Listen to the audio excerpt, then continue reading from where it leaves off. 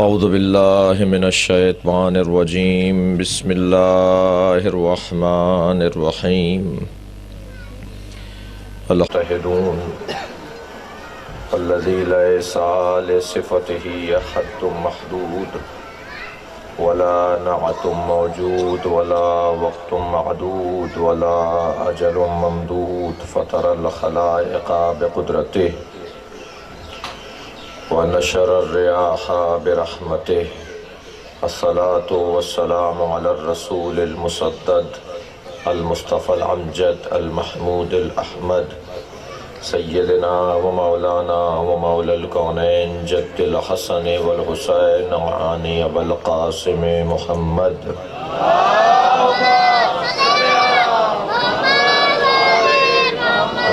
الطيبين الطاهرين المعصومين الذين قال الله إنما يريد الله ليذهب عنكم الرجس أهل البيت ويطهركم تطهيرا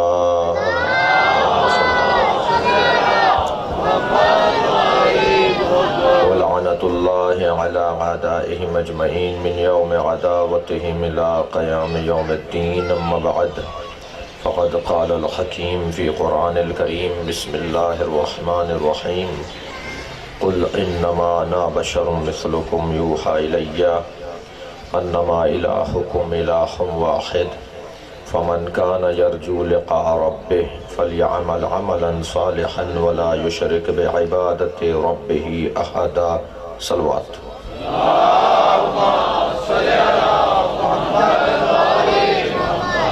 سورہ مبارکہ کہف کی آخری آیت جسے ایک دفعہ پھر آپ کے سامنے تلاوت کیا۔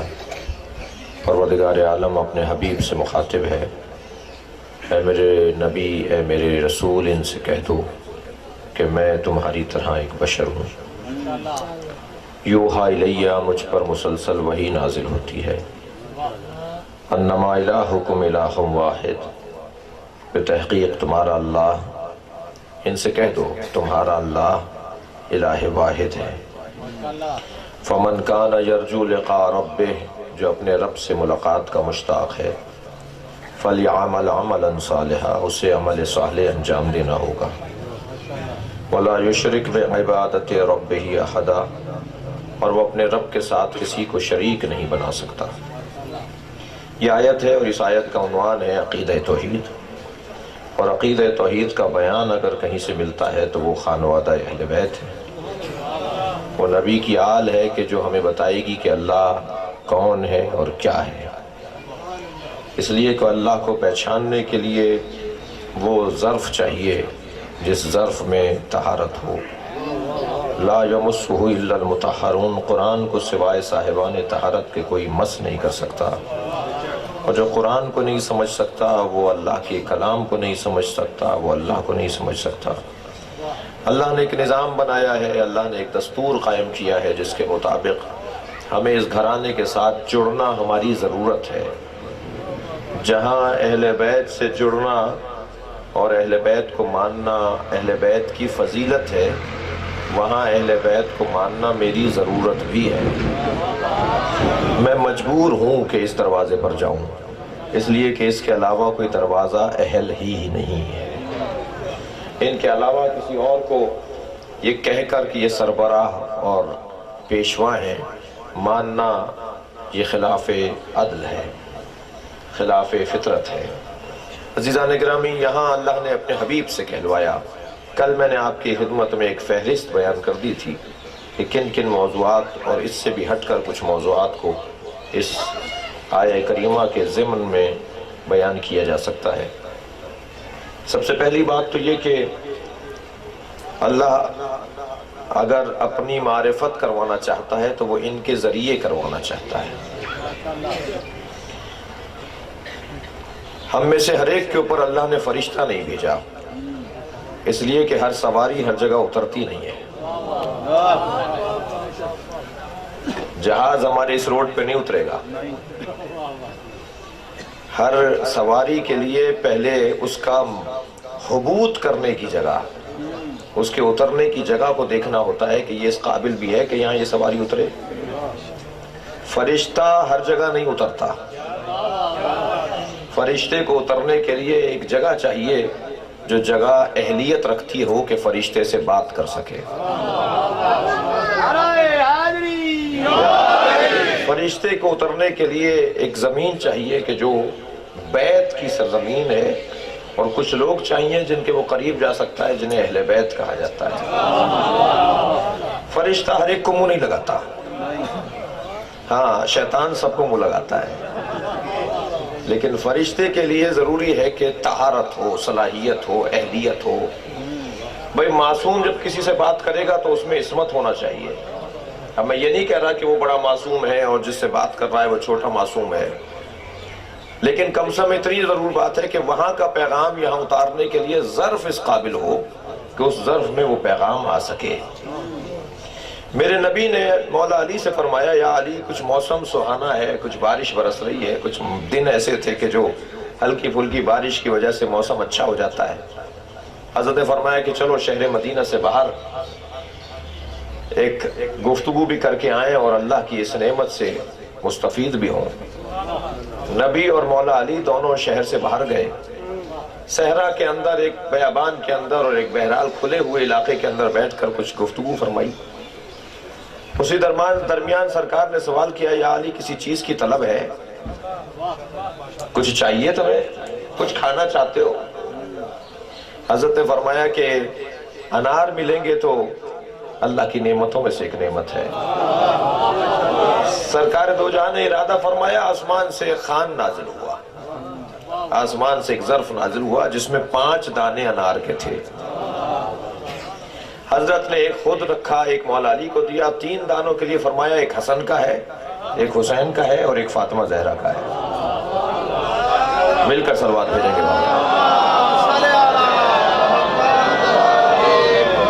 اور جب وہاں سے رخصت ہونے لگے تو 3 دانے جو دو حسنین کو اور ایک جناب سیدہ کا تھا، وہ مولا نے ایک رومال میں باندھ لیا اور چلے ہیں شہر مدینہ کی طرف. جیسے ہی شہر میں داخل ہوئے تو ایک صحابی پیغمبر سامنے آئے اور حضرت سے کہا، یا علی آپ کے ہاتھ میں کوئی نعمت اور کوئی میوہ محسوس ہوتا ہے؟ حضرت نے فرمایا، ہاں اس رومال میں ایک نعمت ہے، ایک میوہ ہے. کہنے لگے ہمیں دے دو. اب یہ تو ہو نہیں سکتا کوئی علی سے مانگے اور علی اسے انکار کر دے. میرے مولا نے فوراً اس رومال کو کھولنا چاہا کہ کسی طرح یہ انار کا ایک دانہ انہیں بھی دے دیا جائے. تو جیسے ہی رومال کو کھولا تو انار غائب. وہ جو ہے انار دکھائی نہیں دے رہے، انار غائب ہو چکے ہیں. فرمایا ہاں اس میں انار تھے مگر اس وقت موجود نہیں ہے. پھر اس رومال کو اٹھا کر میرے مولا جو چلے تو انار پھر واپس پلٹ آئے. بھاری ہو گیا رومال. گھر پر پہنچے، ایک امام حسن کو، ایک امام حسین کو، ایک جناب سیدہ کو دے دیا. مگر سوال تو ذہن میں ہے، یہ ماجرا کیا تھا؟ یہ انار غائب کیوں ہوئے؟ یہ انار پلٹ کر کیوں آ گئے؟ سرکار سے پوچھا، یا رسول اللہ اس ماجرے کی علت کیا ہے؟ یہ کیوں ہوا ایسا؟ حضرت نے فرمایا، یہ جنت کے میوے ہیں، جنت کا میوہ بغیر معصوم کے کوئی نہیں کھا سکتا.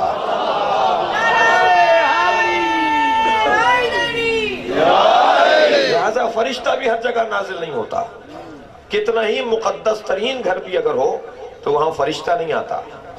تو سب سے پہلا پیغام تو یہ ہے کہ ہم نے اپنے حبیب کے اوپر قرآن کو نازل کیا ہے، ہم نے فرشتوں کو نازل کیا ہے.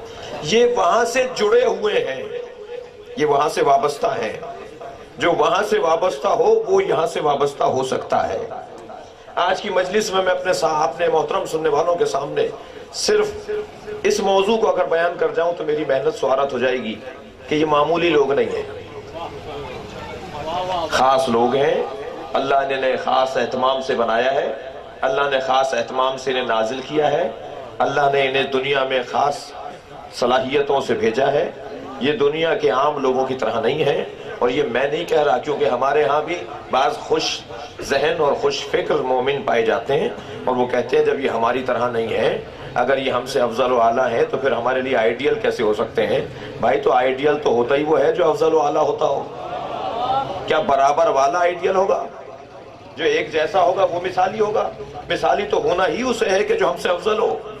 ورنہ برابری کی بنیاد پر تو ترجیح بلا مرجح ایک فلسفی اور منطق کا قاعدہ ہے کہ بغیر مرجح کے، بغیر سبب کے آپ نے ترجیح کیوں دے دی انہیں؟ بس جو سبب ہم تلاش کر لیں کہ اہل بیت ہم سے افضل ہیں، وہی تو سبب ہے کہ ہم انہیں اپنا پیشوا مانتے ہیں. اور اگر یہ برابر ہیں، ہم جیسے ہیں، کوئی فرق نہیں ہے، ان کے بھی انگلی کٹے تو خون نکلتا ہے، توجہ ہے نا حضرات کی؟ ان کے بھی بچے ہیں، ان کی بھی ازواج ہیں، وہ بھی بازاروں میں جاتے ہیں اور خریداری کرتے ہیں، وہ بھی تجارت کرتے ہیں اور سفر کرتے ہیں، لیکن عزیزان گرامی یہ باتیں کب طے کر رہی ہیں کہ یہ برابر ہیں سب؟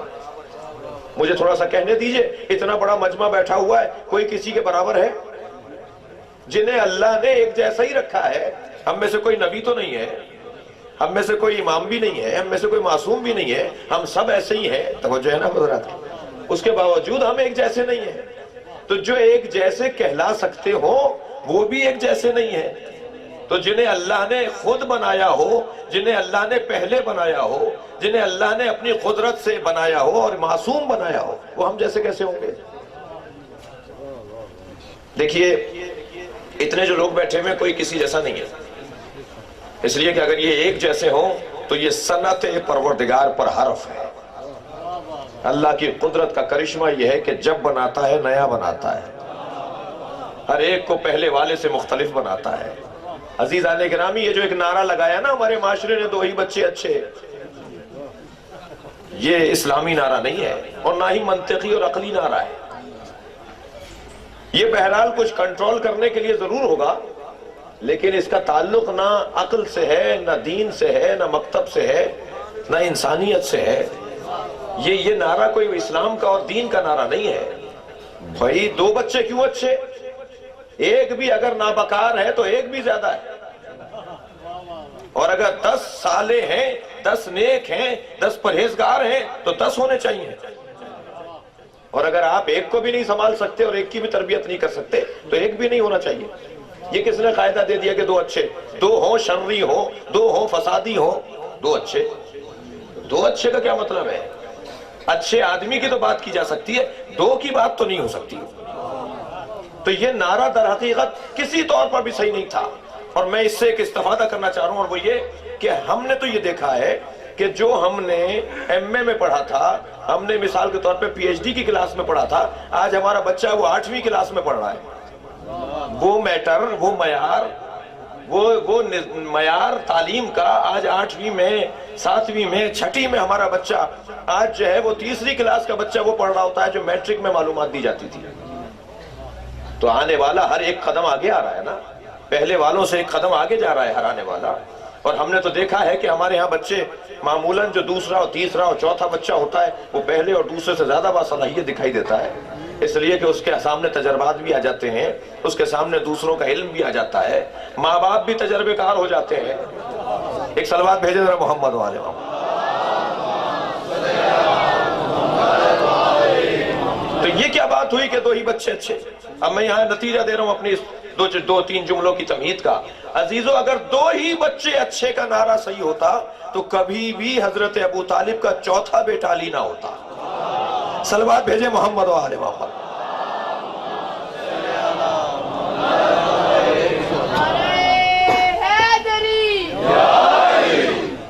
اب مجلس کیونکہ شروع ہو چکی ہے تو میرا مطالبہ کل والا ہے آج بھی کہ اگر پیچھے بیٹھے ہوئے تھوڑا سا آگے آ جائیں اور آگے والے بھی تھوڑا سا آگے آ جائیں تو بڑی عنایت ہوگی۔ ایک صلوات بھیجتے ہوئے تھوڑا آگے آئیے۔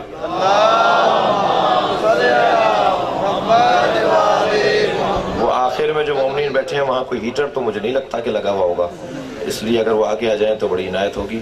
ایک صلوات بھیجتے ہوئے تھوڑا آگے آ جائیے۔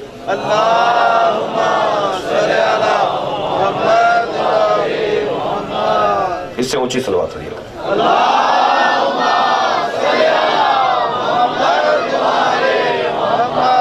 اب یہاں پر ہم جیسے کی بات ہو رہی ہے، اللہ نے ان پر وحی نازل کی ہے، اللہ نے ان پر اپنا کلام نازل کیا ہے، اللہ انہیں دیکھتا ہے اور ان کے ذریعے ہمیں ہدایت دیتا ہے۔ وہ کہہ رہا ہے کنتو کنزا مخفیہ، میں چھپا ہوا خزانہ تھا۔ اچھا یہ لفظ تھوڑا سا آشنا ہے میرے اور آپ کے لیے، کنتو کنزا مخفیہ، میں چھپا ہوا خزانہ تھا۔ تو کنتو کا کیا ترجمہ ہوا؟ تھا، کانا، کنتو، یہ صیغے مختلف ہیں، ایک متکلم کا ہے، ایک غائب کا صیغہ ہے، لیکن ماضی کے لیے استعمال ہوتا ہے۔ جی کانو، کنتو، چھپا ہوا خزانہ، کنتو کنزا مخفیہ، میں ایک چھپا ہوا خزانہ تھا۔ فَأَحْبَبْتُ أَنْ أُعْرَفَ، میں نے چاہا کہ پہچانا جاؤں، فَخَلَقْتُكَ يَا محمد، تو اے محمد میں نے تمہیں بنایا تاکہ میں پہچانا جاؤں۔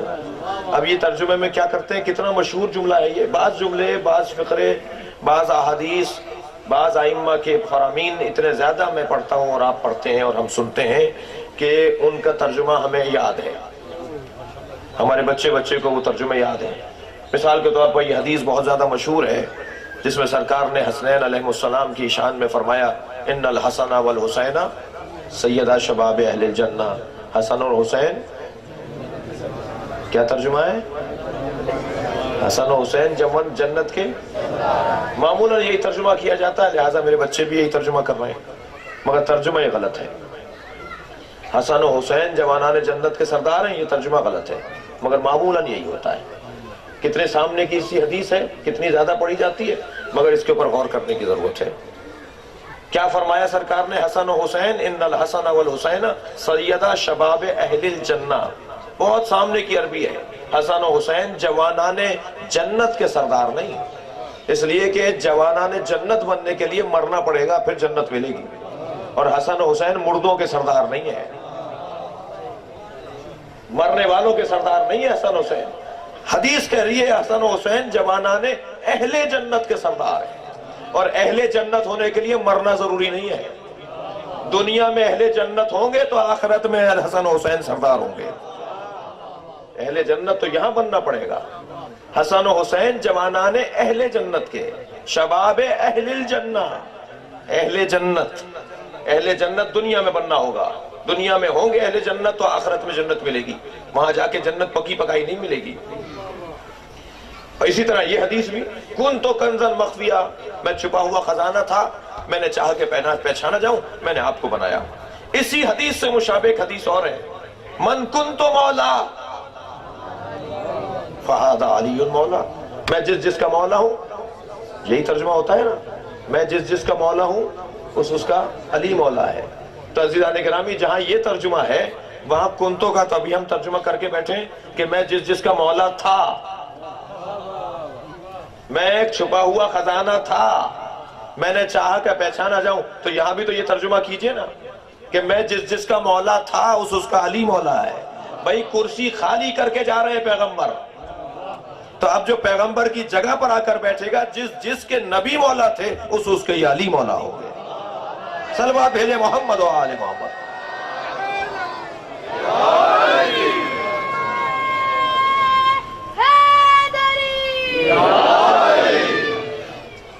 اب یہ برابر نہیں ہے، بات یہ ہو رہی تھی کہ یہ عظمتوں میں اور فضیلتوں میں اللہ نے انہیں مقام عطا کیا ہے، اور میرا اور آپ کا فریضہ یہی ہے کہ میں ان کی عظمت کا اقرار کرتے ہوئے اپنی زندگیوں کو منظم کروں، تبھی میرے لیے آئیڈیل نمونہ مثال بن سکیں گے۔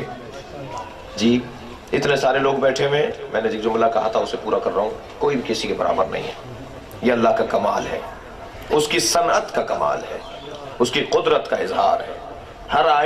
ہر انسان آئینے کے سامنے کھڑا ہو کر خود کو مطمئن محسوس کرتا ہے، بدصورت بھی کہتا ہے مجھ سے زیادہ کوئی خوبصورت نہیں ہے، اور بدصورت کے ساتھ خوبصورت بھی کہتا ہے کہ مجھ سے زیادہ کوئی خوبصورت نہیں ہے۔ کوئی اپنی بدصورتی کو ماننے کو تیار نہیں ہے۔ یہ بھی تو ایک تسبیح کا ایک طریقہ ہے، اللہ کی بارگاہ میں اس کو خوش کرنے کا ایک طریقہ ہے۔ ہر ایک مطمئن ہے، ہر ایک کو علیحدہ علیحدہ بنایا ہے، اس کے باوجود پروردگار عالم نے یہ کمالات بکھیر دیے ہیں۔ ہمارے اندر سب کے اندر صلاحیتیں مختلف ہیں۔ اس بچے کو، چھوٹے بچے کو، عزیزان گرامی خبردار میں بچوں کے والدین سے مخاطب ہوں، اپنے 7 سال کے بچے کو مت مارا کریں۔ 7 سال تک اسے بادشاہ مانے، دوسرے 7 سال میں اسے غلام مانے، اور تیسرے 7 سال میں اسے وزیر مانے، یہ حدیث کہہ رہی ہے۔ اس لیے کہ جو 7 سال سے چھوٹے کے بچے کو مارا جاتا ہے، میں بچوں کے سامنے اس لیے کہہ رہا ہوں کہ آئندہ ابا کے ہاتھ روک لیں کہ ابا ہم منع کیا تھا مولوی صاحب نے، ابھی میں 7 سال کا ہوا نہیں ہوں، اور اگر کوئی 7 سال کا ہو چکا ہے تو پھر اجازت ہے کہ اس کو ہاتھ مارا جائے، مگر وہ بھی اللہ کی مرضی کے مطابق مانا جائے۔ اور اللہ کی مرضی یہ ہے، معصوم فرماتے ہیں جو بچہ 7 سال سے زیادہ کی عمر کا ہو جائے اور نماز نہ پڑھتا ہو تو تمہیں اجازت ہے کہ ہاتھ مارو اسے۔ مارنا بھی ہے تو اللہ کے لیے مارنا ہے، اپنے لیے نہیں مارنا ہے۔ یہ 7 سال سے جو کم کا بچہ ہوتا ہے، اس کو اگر آپ نے مار دیا، اس کو اگر تھپڑ مارا آپ نے، تو اس کے بدن کے اندر، اس کے ذہن کے اندر جو ہزاروں صلاحیتیں ہیں وہ ایسے جھڑیں گی جیسے آپ کسی درخت کو جھٹکا دیں تو اس سے پتے جھڑتے ہیں. اور ان میں سے بعض صلاحیتیں ایسی ہیں جو یہ 70 سال کی عمر کو پہنچے گا تب کام آتی، یہ 50 سال کی عمر کو پہنچتا تب اس کے کام آتی، وہ آپ نے 7 سال کی عمر میں جھڑا دی. اب یہ اس وقت میں پریشان ہوگا، اس وقت مشکل کا سامنا کرے گا، اس لیے کہ صلاحیت آپ نے اس کی جھاڑ دی، اس کی صلاحیت کو گرا دیا. یہ میڈیکل سے وابستہ ڈاکٹر بھی بولتے ہیں، اور حدیث نے بھی جب کہہ دیا کہ پہلے 7 سال تک یہ کیا ہے، بادشاہ ہے. کسی کی مجال ہے کہ بادشاہ کے اوپر ہاتھ اٹھائے؟ بھئی اب جو تشبیہ معصوم نے دی ہے اس تشبیہ کے سارے تقاضے پورے کرنے پڑیں گے. کسی میں دم ہے کہ بادشاہ کو ٹیڑھی آنکھوں سے بھی دیکھے؟ بادشاہ کو مارا نہیں جاتا، بادشاہ کی تو ہر بات کو مانا جاتا ہے. دوسرا جو 7 سال کا دورانیہ ہے اس میں معصوم فرماتے ہیں یہ تمہارا غلام ہے، اور غلام کو بہرحال ڈانٹ ڈپٹ کی جاتی ہے، اس لیے کہ اس عمر میں اس کے ذہن میں سوالات کی ایک یلغار ہے. کیوں کیسے یہ چاہتا ہے اپنے مسائل کا حل پوچھے. یہ بار بار والدین سے پوچھتا ہے، اور پھر کسی عالم کی تلاش میں بھی نکلتا ہے کہ میرے عقائد کی جو الجھنیں آ رہی ہیں اس کا مجھے جواب چاہیے. اب یہ بچہ جب سمجھ رہا ہے تو سمجھدار بچے کو تنبیہ کی جا سکتی ہے. لہذا کہا یہ تمہارا غلام ہے، اور غلام کو ڈانٹا جا سکتا ہے، غلام سے کام لیا جا سکتا ہے، غلام کو زبردستی کہا جا سکتا ہے یہ کام کرو، لہذا اسے زبردستی مسجد لے جایا جا سکتا ہے، اسے زبردستی مجلس میں لایا جا سکتا ہے. یہ ناراض ہو تو اس کو ایک تماچا بھی مارا جا سکتا ہے، اس لیے کہ یہ اب یہ غلامی کا دور ہے. لیکن تیسرے 7 سال میں معصوم فرماتے ہیں یہ تمہارا وزیر ہے، اور وزیر کو بھی کوئی مارتا نہیں ہے، وزیر کا کام ہے مشورہ دینا. تو اب ایسا نہ ہو کبھی کہ ہم اگر گھر میں کسی اہم فیصلے کو لینے جا رہے ہیں اور بچہ بیٹھا ہوا ہے جس کی عمر فرض کیجئے کتنی ہوگی، 13 سال یا 14 سال، تیسرے 7 سال میں ہو، تو ہم کہیں یہ کیا بتائے گا ہمیں، اس کے پاس تجربہ کب ہے جو بتائے گا؟ معصوم کہہ رہے ہیں یہ تمہارا وزیر ہے، اس سے پوچھو، شاید تمہاری رائے سے زیادہ اچھی رائے ہو اس 14 سال کے لڑکے کی، شاید تمہاری رائے سے اچھی رائے ہو اس 14 سال کی لڑکی کی. لہٰذا وزیر سے مشورہ کیا جاتا ہے تب کام اچھے چلتے ہیں، اور تمہیں چاہیے کہ تم اس وزیر کو مشورے کے طور پر استعمال کرو اور اس سے استفادہ کرو. تو عزیز میں یہاں کر رہا تھا کہ یہ ہمارے اندر جو صلاحیتیں اللہ نے رکھی ہیں کسی میں ایک جیسی نہیں رکھی. ایک موٹی سی مثال اپنے بچوں کے لیے دے دیتا ہوں. ہم اہم کاغذات کے اوپر دستخط کرتے ہیں تو ہم سے کہا جاتا ہے انگوٹھا بھی لگائیے. بھائی ہم تو پڑھے لکھے ہیں، ہم نے انگوٹھا کیوں لگائے، ہم نے تو دستخط کر دیے. کہنے لگے نہیں، دستخط جعلی ہو سکتے ہیں، اللہ کا بنایا ہوا جعلی نہیں ہو سکتا. صلوات بھیج دیں ذرا محمد والے.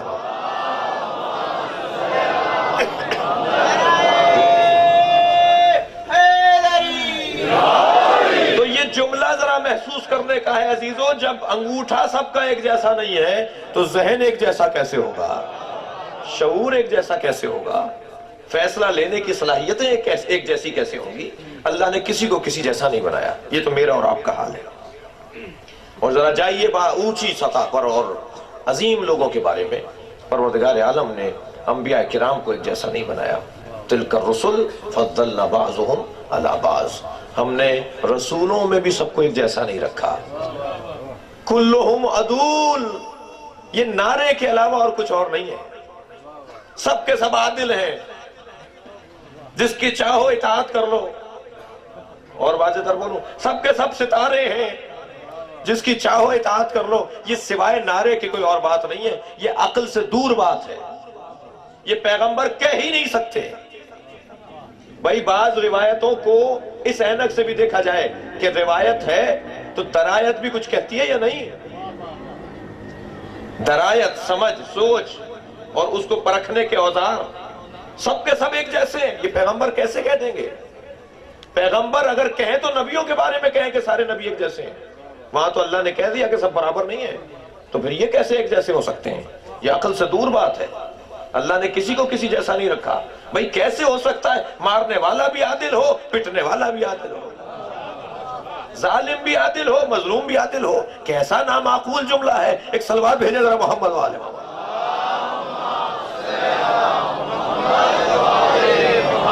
یہ پیغمبر کا جملہ نہیں ہے، یہ پیغمبر کا جملہ نہیں ہے. یہ ایک نعرہ لگایا گیا ہے جس نعرے کا تعلق پیغمبر کی ذات سے نہیں ہے.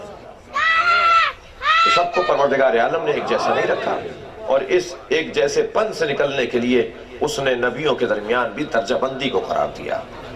حتیٰ آئمہ عصمت و طہارت میں کچھ مخصوص کیفیات اور کچھ مخصوص حیثیتیں ہیں جو دوسرے امام کے پاس نہیں ہیں۔ ایک زاویے سے کلنا محمد ہے، ایک زاویے سے سب کے سب ایک جیسے ہیں، اور ایک زاویے سے بعض کچھ کمالات منفرد ہیں۔ میرے چھٹے امام کو کسی نے کہا یا امیر المومنین، میرے مولا نے انکار فرمایا، کہا کہ تم آئندہ مجھے امیر المومنین نہیں کہنا۔ چھٹے امام نے روک دیا، خبردار مجھے امیر المومنین نہیں کہنا۔ چاہنے والے نے کہا مولا آپ امیر المومنین نہیں ہیں؟ حضرت نے فرمایا نہیں، امیر المومنین صرف علی ہیں، علی کے علاوہ علی علیہ السلام کے علاوہ کسی اور کو امیر المومنین نہ کہنا۔ اسی طرح 8ویں امام سے کسی نے کہا یا صاحب الزمان، حضرت نے فرمایا تم دیکھ نہیں رہے ہو مجھ پہ بڑھاپا آ گیا؟ توجہ چاہوں گا، تم دیکھ نہیں رہے میری عمر بڑھ گئی ہے، میری عمر محسوس ہوتی ہے چہرے سے، تم مجھے صاحب الزمان کہہ رہے ہو؟ کہا مولا کیا امام معصوم صاحب الزمان نہیں ہوتا؟ امام نے فرمایا صاحب الزمان وہ ہوتا ہے جس پہ زمانہ اثر نہ کرے، اور وہ ہمارا 12واں ہے، اس کے علاوہ کوئی اور نہیں ہے۔ ایک صلوات بھیجے محمد و آلہ۔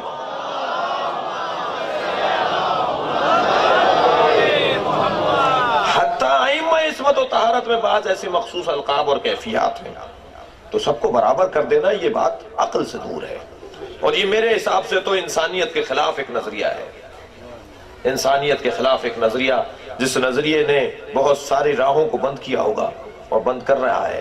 لیکن نہیں عزیزان گرامی، ہم اہلیت کی بنیاد پر ماننے والے لوگ ہیں، ہم سب کو برابر مان بھی نہیں سکتے۔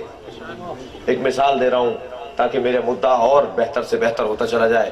2 بچوں نے ایک اسکول میں داخلہ لیا، ایک نکما، ایک ہوشیار، ایک محنتی اور ایک پر ذہن، ایک ہوشیار اور ایک خل اور محنت نہ کرنے والا، ایک کئی سالوں میں بھی اس نے ایک کلاس پاس نہیں کی، اور ایک نے 1 سال میں کئی کلاسیں پاس کر لی، اور بہرحال ایک نے جو محنت کی اور ذہن کا استعمال کیا تو وہ مثلاً میٹرک تک پہنچ گیا، اور دوسرا بھی اسی کے ساتھ داخل ہوا تھا اور اس نے کئی سال میں بھی تیسری تک اپنے آپ کو نہیں پہنچایا، اور ایک تیسری میں اور ایک میٹرک میں، اور دونوں بہرحال ایک ساتھ ہی داخل ہوئے۔ دونوں پہ استادوں کی محنت ایک جیسی ہے، دونوں پر فیسیں ایک جیسی خرچ ہوئی ہیں، ہر سال دی جا رہی ہیں، ہر مہینے دی جا رہی ہیں، دونوں پر خرچہ ایک جیسا ہوا ہے۔ لیکن ایک تیسری میں ایک میٹرک میں، تو ایک مرتبہ ایک افسر وزٹ پر آئے اور انہوں نے دونوں کا ریکارڈ چیک کیا، تو کہا بھائی یہ کیا ماجرا ہے، یہ ایک ساتھ داخل ہوئے تھے، ایک 10ویں میں اور ایک تیسری میں، تو یہ ایک ساتھ کیوں نہیں ہے؟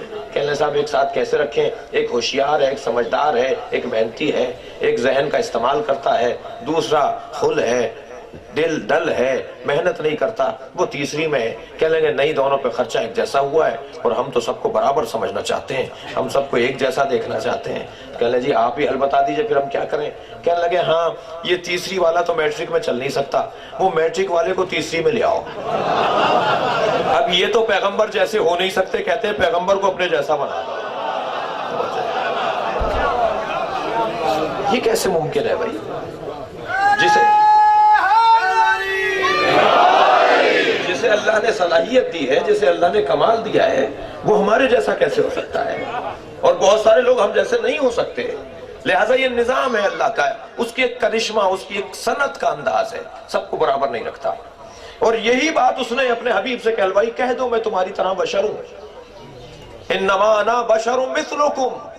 یہ کہہ کر اگر پیغمبر رک گئے ہوتے تو شاید شبہ پڑ جاتا، لیکن پیغمبر نے تو واضح کر دیا، یوحا الیہ، مجھ پر وحی نازل ہوتی ہے، بس جتنا بڑا نازل ہونے کا فرق ہے، وحی کے آنے کا فرق ہے، قرآن کی آمد کا فرق ہے، اتنا ہی امت میں اور نبی میں بھی فرق ہے۔ اگر آپ پہ اور میں بھی قرآن سمجھ سکتے ہیں، مجھ پہ بھی کوئی آیت نازل ہوئی ہے معاذ اللہ، تو پھر شاید کہہ دیں کہ سب برابر ہیں، لیکن نہیں، ہمیں تو فرشتہ منہ لگانے کو تیار نہیں ہے، اور فرشتہ تو وہاں بات کرنے کو تیار ہے کہ جہاں عصمت پائی جاتی ہو، جہاں دیانت پائی جاتی ہو، جہاں حفاظت پائی جاتی ہو، جہاں امانت داری پائی جاتی ہو، جو قل کے لفظ کو بھی کم نہ کرتا ہو۔ اللہ نے تو ان سے کہا تھا نا کہہ دو، انہوں نے یہ بھی کہہ دیا کہ کہہ دو۔ ایک صلوات بھیجے محمد و آلہ۔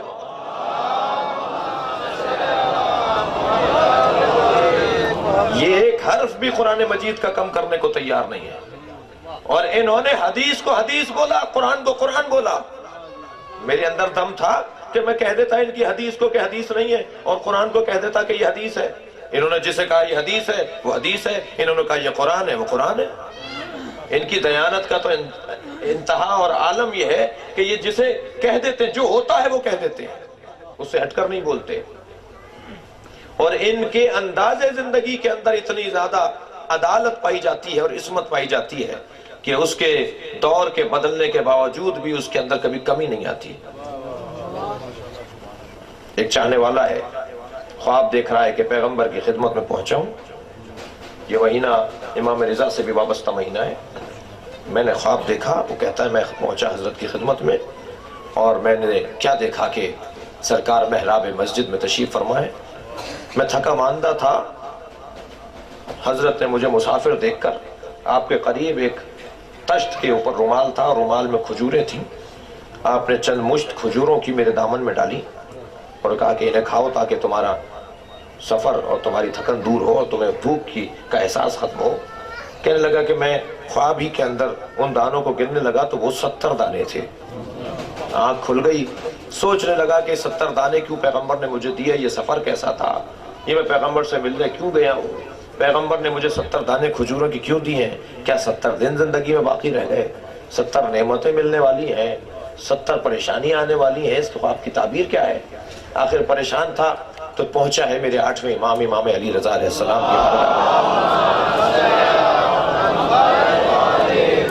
جب گھر پر گیا تو گھر سے معلوم ہوا کہ حضرت مسجد میں بیٹھے ہیں۔ تو کہتا ہے جیسے ہی میں مسجد کے دروازے پر پہنچا اور محراب میں نے دیکھا تو مجھے ایسا لگنے لگا جیسے مجھے خواب کی تعبیر مل رہی ہو۔ امام کی خدمت میں جیسے ہی جا کر بیٹھا، حضرت نے اس سے پہلے کہ میں ان سے سوال کرتا کہ میں نے خواب دیکھا ہے اس کی تعبیر چاہیے، اپنے قریب رکھے ہوئے ایک ظرف کو آگے کیا، اس سے رومال ہٹایا تو اس میں کھجوریں رکھی ہوئی تھی اور چند مشت کھجوروں کی میرے دامن میں ڈالنا شروع کی۔ جب مجھے یہاں تک منظر وہی دکھائی دیا جو خواب میں دکھائی دیا تھا تو یہ کہتا ہے کہ میں نے انہیں گننا بھی شروع کیا کہ میں نے گنا بھی تھا، اور جب گنا تو 70 دانے نکلے۔ تو میں نے ہاتھ پھیلا کر کہا ہے فرزند رسول ایک دانہ اور دے دیجئے، تو امام نے فرمایا میرے جد نے اگر زیادہ دیا ہوتا تو میں بھی دے دیتا۔ بھئی اتنی مدت گزرنے کے بعد جن ہاتھوں کی گرفت میں فرق نہیں آیا ان کے کرداروں میں فرق کیسے آئے گا؟ صلوات بھیجیں گے محمد و آلہ۔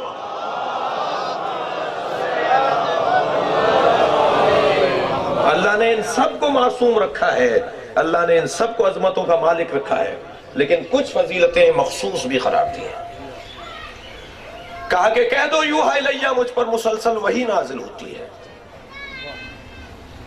اور اللہ نے ان کے ذریعے عقیدہ توحید اور اپنی معرفت کو ذریعہ قرار دیا کہ ہم تک پہنچے۔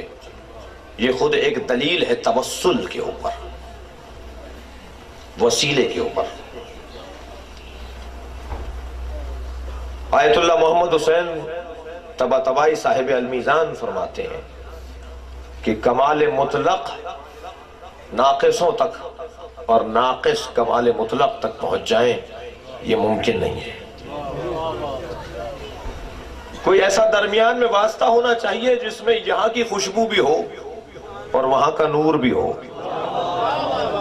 جو وہاں کے پیغامات کو یہاں جوڑ دے اور جو یہاں کی التجاؤں کو وہاں پہنچا دے۔ کوئی ایک ایسا بیچ میں درمیان میں ایک وجود ہونا چاہیے، اور اسی وجود کو جو وہاں سے بھی وابستہ ہو اور یہاں سے بھی وابستہ ہو، اسی کو ہم نبی کہتے ہیں، اسی کو ہم امام کہتے ہیں اور آل نبی کہا جاتا ہے۔ ان کا کام یہ ہے کہ وہاں سے یہاں اور یہاں سے وہاں پیغامات کو منتقل کریں، درمیان کے اندر ایک واسطہ فیض قرار پائیں، ایک ذریعہ نجات قرار پائیں، ایک قرآن ہم تک پہنچنے کا ذریعہ قرار پائیں۔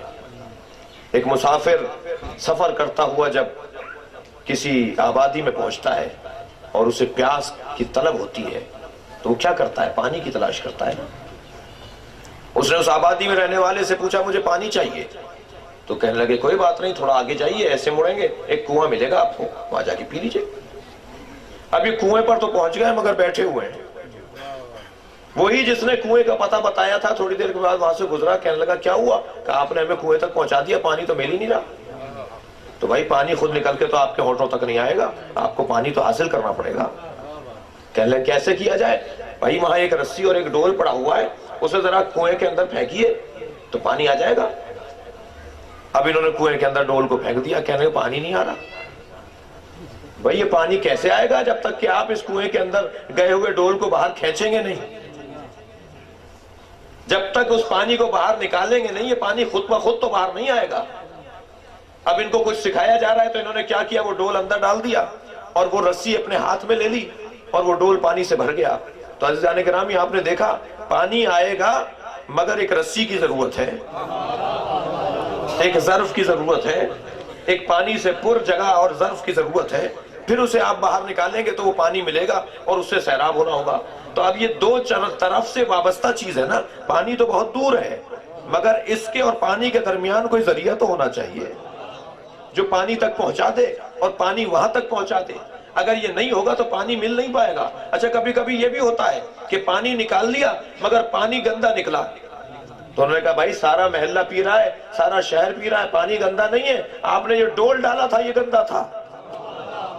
تو اگر پانی بھی چاہیے تو ڈول کو پاک ہونا چاہیے، ڈول کو طاہر ہونا چاہیے۔ اگر اللہ بھی چاہیے تو اللہ تک جانے والے ایسے ڈھونڈے جائیں جو طاہر اور مطہر ہو۔